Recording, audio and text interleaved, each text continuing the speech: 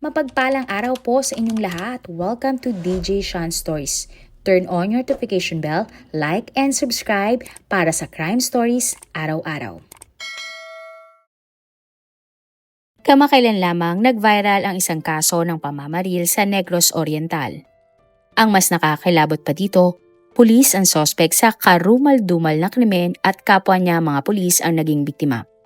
Dagdag pa dyan, ang isa sa mga naging biktima ay isang babaeng nakaupo lamang sa isang sopa na binaril ng sospek at ang lahat nga ng ito ay nakunan sa CCTV. Umugo nga sa social media ang haka-haka na selos at agawan umano sa babae ang motibo ng sospek sa nangyaring krimen. Sa ating ang video ngayon, ating himay-himayin ng buo at ang totoong pangyayari sa madugong gabi ng January 9, 2026. Gabi nga ng January 9, 2026, abala ang mga tauhan ng isang resto bar sa Negros Oriental dahil may mga customer noon. Sa CCTV ng bar, makikita na tumayo ang isang lalaking nakaupo sa isang sopa. Ang lalaki pala ay isang pulis na kinilalang si Staff Sergeant Bonifacio Saicon, 38 years old at isang customer ng resto bar. Pagtayo nga ni Bonifacio, tinuro niya ang kanyang kamay sa babaeng nakaupo sa sofa. Maya-maya pa, bigla na lamang niyang binaril ang babaeng nagtatrabaho sa resto bar. Makailang ulit na binaril ang pulis ang babae bago tuluyang lumabas ng bar. Makikita nga din sa CCTV na sinundan ng iba pang mga lalaki si Bonifacio palabas ng bar. Nang nakalabas na si Bonifacio sa entrance ng bar, pinaluhod niya ang security guard ng resto bar bago tuluyang umalis. Ay nga sa unang ulat na lumabas, may 3 pulis na rumesponde para arestuin ang nag-amok na si Bonifacio. Pero hindi naman nakumpirma kung totoo ang report na ito. Nagawa namang arestuin ng kanyang mga kabaro si Bonifacio at siya ay isinakay sa loob ng isang kotse.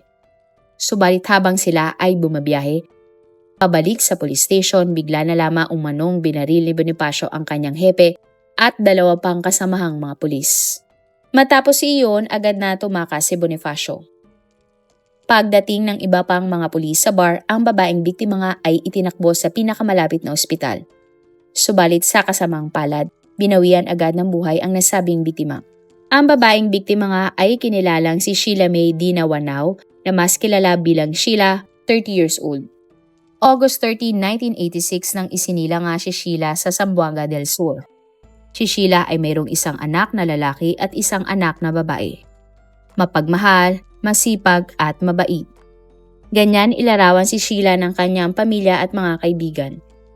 Para mapag-aral nga ang kanyang mga anak, nagdesisyon ang ginang na malayo sa kanyang pamilya at sa Negros Oriental, naghanap buhay ang ginang. Matapos nga ang nangyaring krimen, agad na nagtungo ang SOCO team at iba pang mga pulis sa kalye kung saan naganap ang pamamaril ni Bonifacio sa kanyang mga kabaro. At pagdating nga ng mga pulis sa lugar, inabutan na nila ang 3 mga pulis na wala na ring buhay. Ang mga biktima ay kinilalang sina Police Captain Jose Edoril Sima Franca, hepe ng Sibulan Police Station, Police Senior Master Sergeant Tristan Chua at Patrolman Ray Albert Temblor. Nag-viral nga sa social media ang pangyayari at marami ang mga netizens ang nagulat sa nangyaring insidente. Ay nga sa mga comment, tila may bahid na talaga ng dumi ang ating kapulisan dahil madalas silang nasasangkot sa mga krimen. Mayroon ding nagsabi na kaya sila nawala ng tiwala sa mga pulis ay dahil sa mga ganitong insidente. Sa isang comment naman, sinabi ng netizen na para sa kanya, hindi talaga maaasahan ang mga pulis sa panahon ngayon. Sa isang comment naman, sinabi na kaya umano nasa bar si Bonifacio ay dahil nagyaya umano ang hepe na si Jose sapagkat birthday ng biktima. Subalit tanong nga ng mga netizen, hindi ba bawal sa mga pulis ang magpunta sa bar? Bakit din daw may dalang baril noon si Bonifacio gayoy wala siya sa duty bilang pulis? Mayroon namang nagsabi na dahil sa nangyari, makikita umano kung gaano kagahaman sa kapangyarihan ng isang tao. Sinabi nga ng netizen na bilang pulis, binigyan nga si Bonifacio ng kapangyarihan pero ginamit lamang niya ito para tapusin ang buhay ng 4 na tao. Sa isang comment, ipinahayag nga ng netizen ang kanyang pag-aalala kung gaano kadelikado ang panahon ngayon. Sapagkat ang akala nating pulis na pro-protekta sa atin, sila pala ang kikitil ng buhay ng mga inosenteng tao. Hangad nga ng mga netizen ang hustisya at kaliwanagan sa totoong mga nangyari. At January 9, 2026 bandang alas 10 ng gabi, sumuko ang sospek sa pamamaril na si Staff Sergeant Bonifacio mahigit 1 oras matapos niyang gawin ang insidente. Ang pulis nga ay sinamahan ng kanyang asawa at anak sa pagsuko. Napag-alaman na umuwi pa sa kanilang pamilya si Bonifacio bago siya nagdesisyong sumuko. Agad namang ikinulong si Bonifacio matapos niyang aminin ang ginawa niyang pamamaril sa kanyang mga kabaro at sa babaeng si Sheila. Nabawi nga mula kay Bonifacio ang 2 baril na ginamit niya sa krimen. Ayon nga sa salaysay ni Bonifacio, nag-uusap-usap sila ng mga biktima sa labas ng bar at hindi nagtagal, sumakay na sila sa isang kotse. Ang hepe niyang si Jose ang nag-drive ng kotse, habang nasa likod si Bonifacio, katabi niya ang isa pang biktima. Bukod sa mga iyon, wala nang sinabi pang ibang detalye ang suspect. Samantala, umulan naman ang pakikiramay para sa mga pamilya ng mga biktima na sina Sheila, Jose, Tristan at Trey. Ayon nga sa babaeng si Althea, malapit na kaibigan niya ang biktimang si Sheila. Hindi nga sila umuwi ng nakaraang Pasko sa Barangay Santiago, Pagadian City dahil nag-iipon ang biktima para sa pagtatapos ng kolehiyo ng kanyang anak sa darating na March 2026. Mas pinili daw ni Sheila na manatili sa Negros Oriental para magtrabaho upang makaipon para sa malaking okasyon at mahalagang yugto ng buhay ng kanyang anak.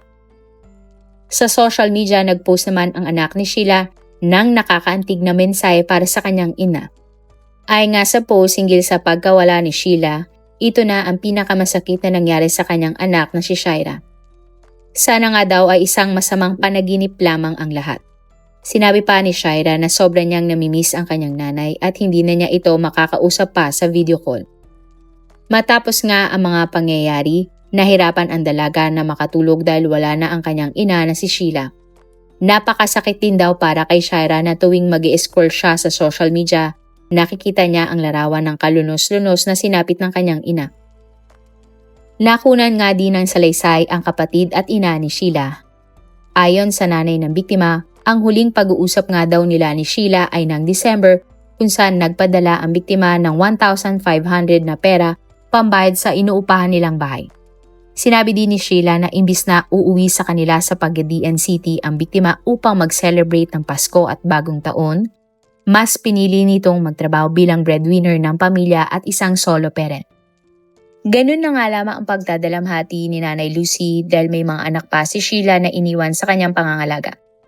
Hindi nga daw alam ni Nanay Lucy kung paano niya maitatawid ang kanilang pang-araw-araw na pangangailangan. Ngayon wala na ang kanilang inaasahan na si Sheila. Ayon naman sa kapatid ni Sheila, masakit para sa kanilang pamilya ang biglang pagkawala ng kanyang kapatid. Sinabi pa ng babae na hindi sila makapagluksa ng maayos dahil kailangan nilang maiuwi ang labi ni Sheila sa Pagadian. Sa isang interview naman sa asawa ni Tristan, sinabi ng ginang na alam niyang birthday ng hepe na si Jose kaya nasa inuman ang kanyang mister ng gabi na iyon. Isa daw si Tristan sa managhanda para sa birthday party ni Jose. Alas 6 naman ng gabi nang huling nakausap ng ginang si Tristan matapos maghatid ng pulis sa kanilang bahay ng pagkain. Sinabi nga daw ni Tristan na uuwi siya ng alas 10 ng gabi kaya wag nang mag-alala ang kanyang misis.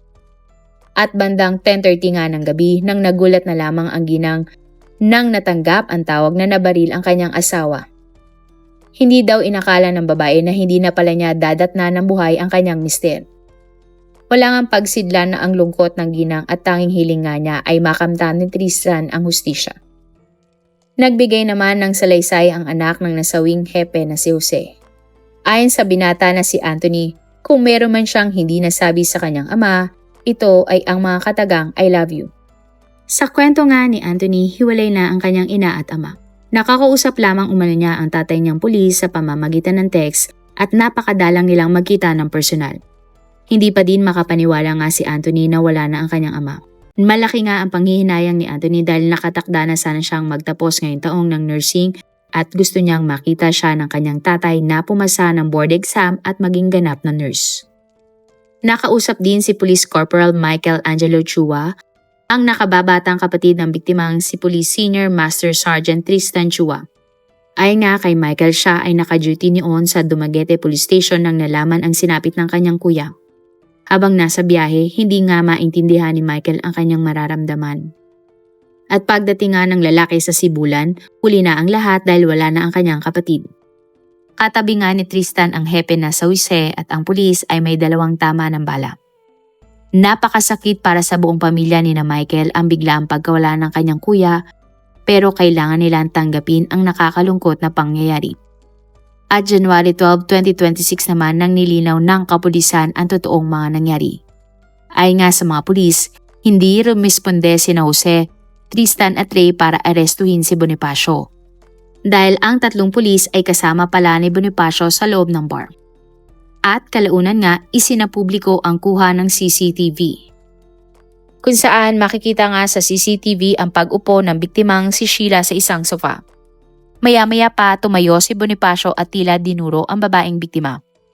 At nang lumakad na siya sa likuran ni Sheila, bigla na lamang binaril ng sospek ang ginang at dali-daling lumabas ng bar. Nagulat naman ang mga kasamang pulis ni Bonifacio na sina Tristan, Ray at ang hepe na si Jose at sinundan ng sospek palabas ng bar. Matapos iyon, sumakay nga ng isang sasakyan ang 4 na pulis para umalis na ng lugar. Napag-alaman nga kalaunan na may 2 pang pulis sa labas ng bar na siyang naatasan na tumawag ng ambulansya. Sinabi nga sa isang press con ng mga pulis na inaalam nila kung may kaugnayan ba ang 2 pulis sa labas ng bar sa nangyaring insidente at bakit nga ba binaril ng sospek si Sheila. Sinabi din ng mga kapulisan na December 8, 2025 lamang nang na-assign si Bonifacio sa Sibulan Police Station. Base sa record ni Bonifacio, nagkaroon na ang sospek ng disciplinary action para sa grave neglect of duty matapos niyang hindi maka-attend ng nakatakdang hearing sa korte. Nilinaw din ng mga pulis ang haka-haka online. Ayon nga sa mga investigador, walang katotohanan ang sabi-sabi ng mga netizens na pinag-aagawan umano ni na Bonifacio at ng iba pang mga biktima ang babaeng biktimang si Sheila. Napag-alaman din sa investigasyon na ang mga biktimang pulis na sina Jose, Tristan at Ray ay nagsumite pala ng derogatory report laban kay Bonifacio bago mangyari ang pamamaril. Ang derogatory report ay dokumento na nagpapakita na hindi ka nais-nais sa karakter, reputasyon o pag-uugali ng isang individual na maaring makaapekto sa kanilang kakayang isagawa ang kanyang tungkulin. Inaalam naman ng PNP kung totoo nga ba ang derogatory report ng mga biktima laban sa sospek o hindi. At sa pinakahuling balita, pinaniniwalaan nga at tinitinan ang anggulong bullying ang naging motibo ng sospek sa pamamaril. Ayon sa isang salaysay ni Bonifacio na hindi pa permado ng sospek, pinagkakaisahan umano siya ng kanyang mga kasamahan sa Intelligence Unit Police Station kung saan kabilang nga ang mga biktima. Sinabi din ni Bonifacio na meron siyang sama ng loob sa kapwa niya mga pulis. Ngunit hindi naman nilinaw sa mga balita kung ang tinutukoy niyang pinagkakaisahan siya ay ang mga biktimang sina Jose, Tristan at Ray. At ayon nga sa mga balita, nadisarmahan naman ni Jose, Tristan at Ray si Bonifacio matapos niyang barilin si Sheila.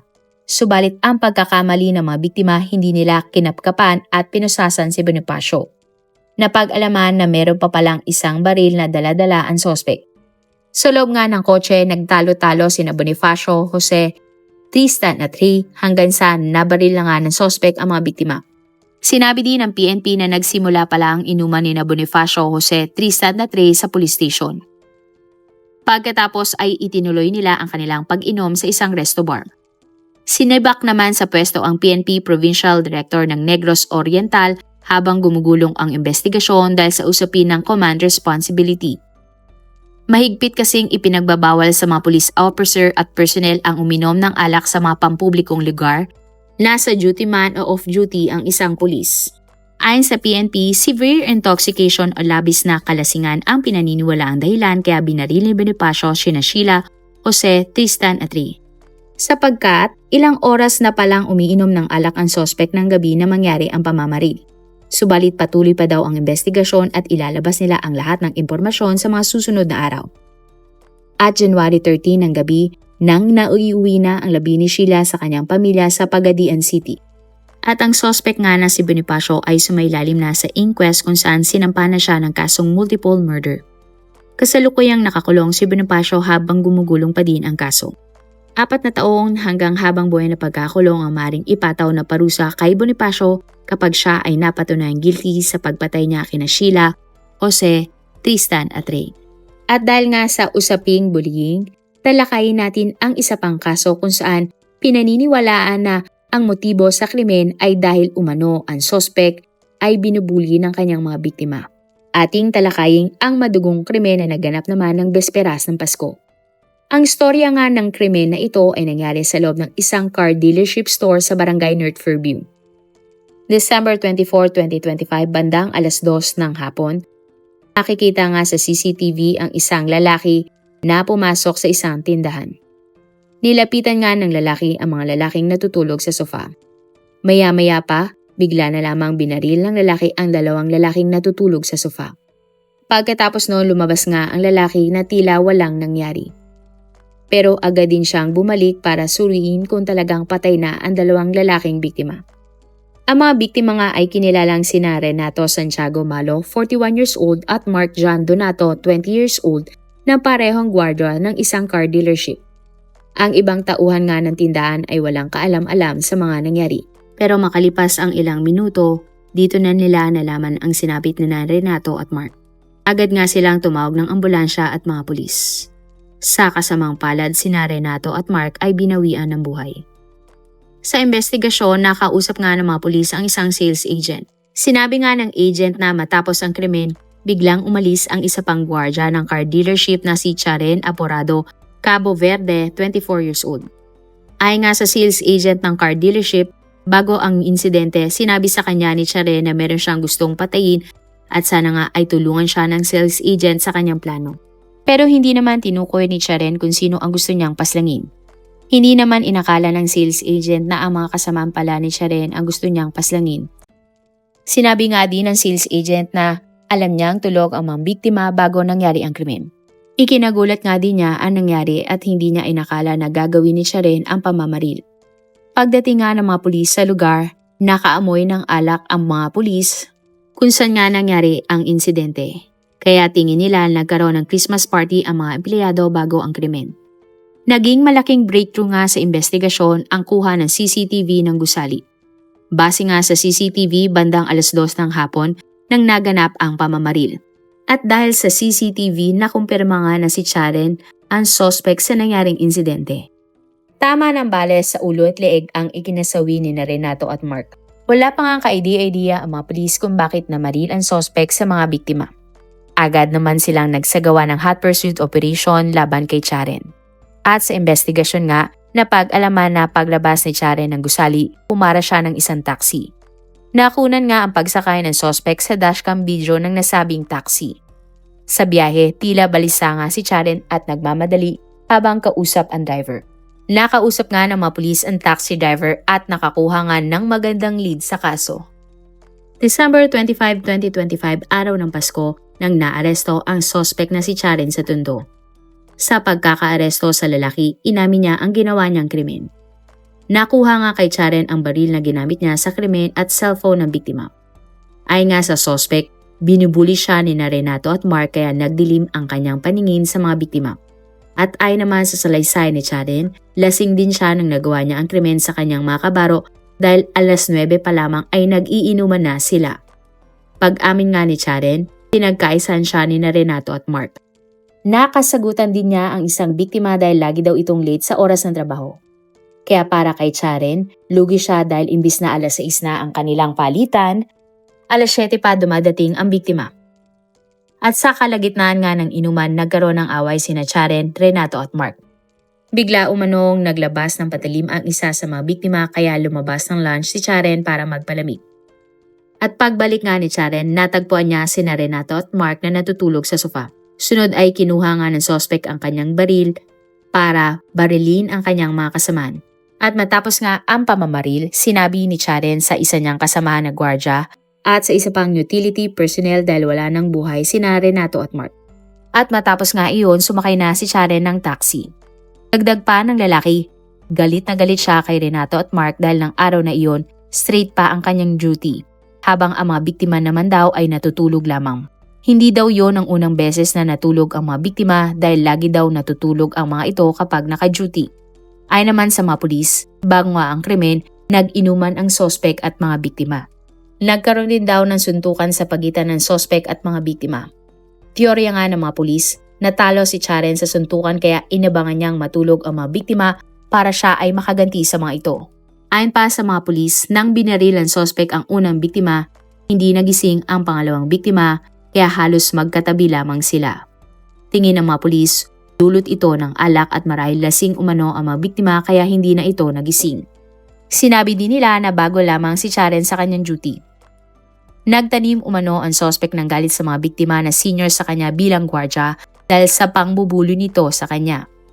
Bukod doon, sinabi nga din ng mga suspect na nanlalamang ang mga biktima ng trabaho sa kanya. Ayon nga sa PNP SOSHA, ang suspect na si Charen ay walang record ng license to exercise security profession o lisensya sa pagiging gwardya. Dagdag pa rito, ang isa nga sa mga biktima ay may valid LESP habang ang isa naman ay expired na ang lisensya ng panahon ng insidente.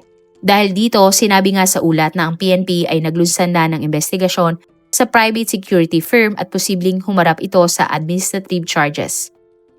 Kabilang na nga ang posibilidad ng suspension o revocation ng license to operate kung mapapatunayan sila sa gross negligence. Naglabas din ang SOSHA ng memorandum advisories para mapigilan ang kaparehong insidente. Kabilang nga ang pagpapalakas ng ethical standards laban sa workplace bullying at ang mahigpit na pagbabawal ng deployment ng unlicensed security personnel. Samantala, itinanggi naman ng live-in partner ng isa sa mga biktima ang aligasyon ni Charen na pangbubuli. Ayon nga sa babae, ang totoo ay minamasama ni Charen ang pagkakatalaga ng isa sa mga biktima bilang officer in charge ng mga gwardya. Alam umano ng babae na malapit sina Charen, Renato at Mark bago ang krimen at nagsasalo-salo pa sa kanilang mga ulam. Pero sa huli, kinasuhan si Charen ng 2 bilang ng murder at siya ay kinulong. Nakakulong pa din ang suspect magpahanggang ngayon habang gumugulong ang kaso. 4 na taon hanggang habang buhay na pagkakulong ang maaring ipataw na parusa kay Charen kapag siya ay napatunayang guilty sa pagpatay sa kanyang mga kasamahang gwardya. Marami pong salamat sa inyong panonood. Meron ba kayong mga kwento na gusto nyong i-share sa ating mga manonood? O kung may personal po kayong kwento na gusto nyong i-feature sa ating channel, i-comment down below nyo lang ang inyong mga suggestions. Para naman po sa dagdag kalaman, i-subscribe nyo din po at i-follow ang ating iba pang YouTube channel katulad ng Tagalog Facts and Mysteries by DJ Sean at Manila Boy Wonder Philippines. Marami pong salamat sa pagsuporta nyo sa aming mga channel. God bless everyone!